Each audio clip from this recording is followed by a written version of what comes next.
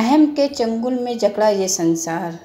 भगवान ने दुनिया बनाई, उसकी सुंदरता देखकर वे स्वयं ही मुग्ध हो गए। सोचने लगे ऐसा सुंदर उद्यान का कोई माली होना चाहिए। सो उन्होंने मनुष्य की रचना कर डाली। मनुष्य ने धरती देखी तो प्रसन्न हो गया। धरती ने मनुष्य को पाया तो फूली न समाई। पर वह स्थिति देर तक न रही। मनुष्य यह भूल गया कि उसे किसने और किस प्रयोजन के लिए बनाया है। उसने धरती की हर चीज़ का अपने को स्वामी घोषित कर दिया। अहंकार के गीत गाने लगा, अधिकार अधिकार अधिकार। उसे कहीं कुछ सूझा ही नहीं। कर्तव्य तो मानो उसने पूरी तरह भुला ही दिया। बहुत दिन बाद भगवान धरती का निरीक्षण करने आए। मनुष्य की हरकतों पर उन्हें बहुत दुख हुआ। उन्होंने प्रतिनिधि भेजने की बात सोची। मंदिर में ज्ञान दीप का संसार मार्गदर्शक बनाकर प्रतिष्ठित किया। उस देवदूत से कहा कि तुम ज्ञान का आलोक फैलाना, ताकि प्राणियों को सही मार्गदर्शन मिलता रहे। शास्त्र धर्म गुरुओं के रूप में दीपक से अग्नि, तेल, बाती और सम्मिलित प्रकाश अवलोकित होने लगा। बहुत दिन नहीं बीतने पाए कि दीपक की अंतः स्थिति टूटी और वह अपने अहम में भर गया। अवयव में अहम में फूटा नहीं समा रहा था। बहुत दिन नहीं बीते थे कि दीपक के अहम भावना प्रफुल्लित हो उठी। अपने को सिद्ध करने के लिए आतुर रहने लगा। जो कुछ हो रहा है मेरे कारण ही हो रहा है, अन्य सब तो तुच्छ हैं। यह साथी सहन न कर सके। उनका अहंकार तिलमिलाया तो तनकर खड़े हो गए। बोले, हम भी क्या कुछ कम हैं?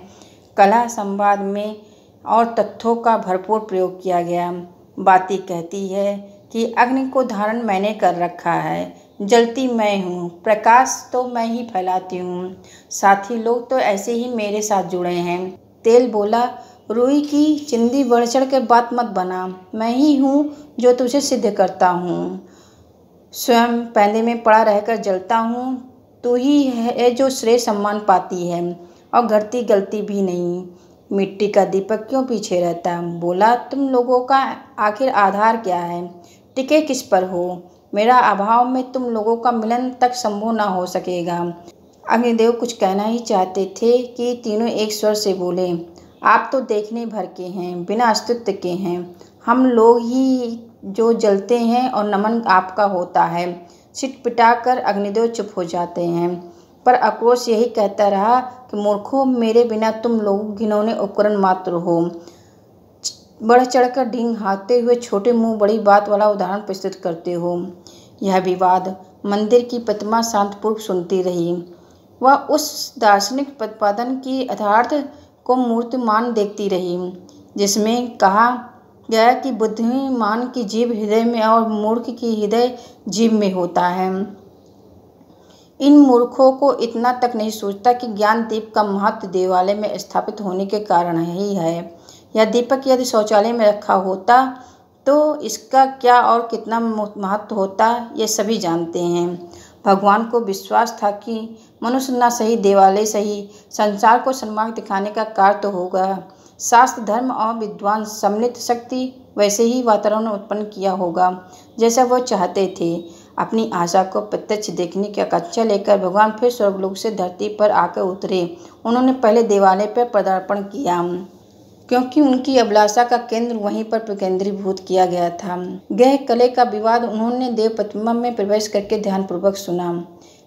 तेल, बाती, दीपक ही नहीं, अग्नि में भी जब इस प्रकार का अहम देखा तो उन्हें अपने कानों पर विश्वास नहीं हुआ। जिन्हें संसार में प्रकाश उत्पन्न करना था वह स्वयं ही अंधकार में भटक गए। फिर मार्गदर्शन किसका करेंगे?